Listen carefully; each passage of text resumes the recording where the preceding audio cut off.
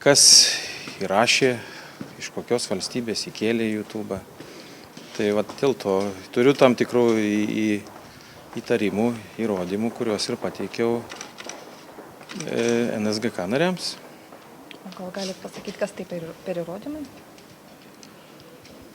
Mano pagrindinis klausimas Seimo nariams buvo, kodėl taip atsitiko, kokiais motyvais vadovaujamasi buvo, kad nebuvo pradėtas ikiteisminis tyrimas, kad buvo laukta, kad to nepadarė pati VSD ar URM, kad buvo laukta, kol aš tą padarysiu.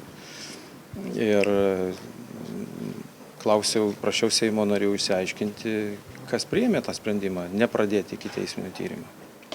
Jūs sakėt, pateikėte įrodymus, ar jie susiję su ta neseniai pasirodžiusi informacija, kad tai galėjo būti pokalbiai paskelbti VSD?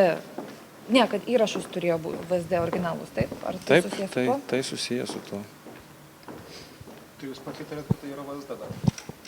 Turiu tam tikrų rimtų įtarimų, taip.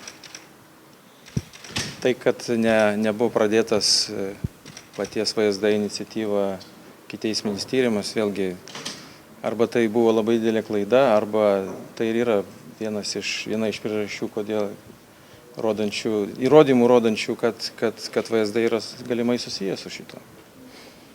Ačiū Jums. Ar turit žinių, kaip atliekamas tas tyrimas ikiteisminis? Atliekamas normalia darbinė tvarka, viskas tvarkoja, vyks apklausimas aš ne kartą, kiti liudininkai.